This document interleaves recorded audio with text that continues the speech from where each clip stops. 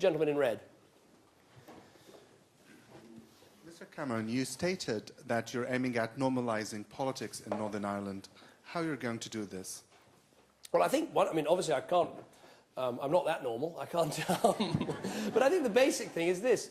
For many years, the politics of Northern Ireland has been based around whether people vote as a nationalist or vote as a unionist. Why have people done that? Well, because the constitutional question has been in flux. And so people, quite understandably, if they support the continuation of the union, feel they had to vote along those lines. And if people took a different view.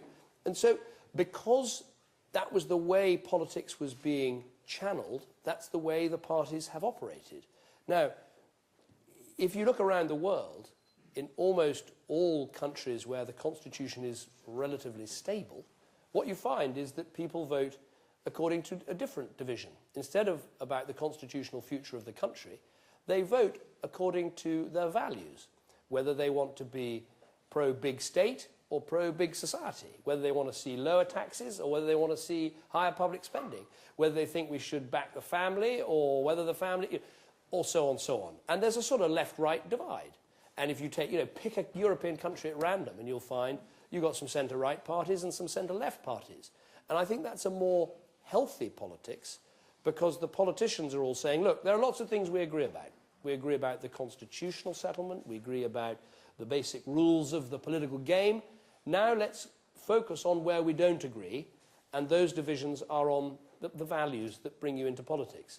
And I think there's that opportunity in Northern Ireland now because the constitutional issue is settled, because everyone has, said, right, this is how things are going to work unless there's some fundamental shift of opinion.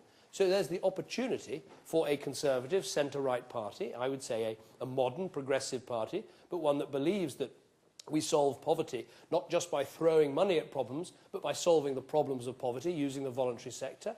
One that's very pro-business, that wants to cut the regulation and get the enterprise going, keep the taxes down. That's my version of values-based politics. But I think it'd also be good, frankly, if the Labour Party came and stood here and gave you, if anyone wants to vote Labour right now, I don't know, but you should have the chance.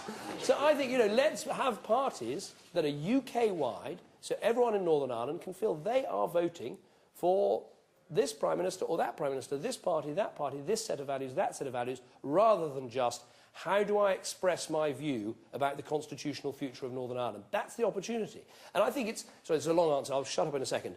It's not just that. It's also, I think, local politics could improve as well, because if you vote in local politics according to whether you're a unionist or a nationalist, you're missing so much of what the vibrancy of local politics should be about.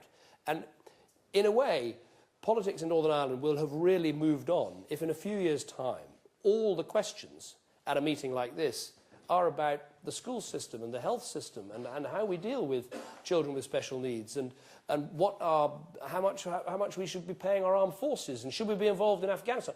A mixture of issues that are UK-wide but also devolved, rather than anything to do with the constitutional future. That's what I'm trying to help offer, and I think there's a real appetite for it.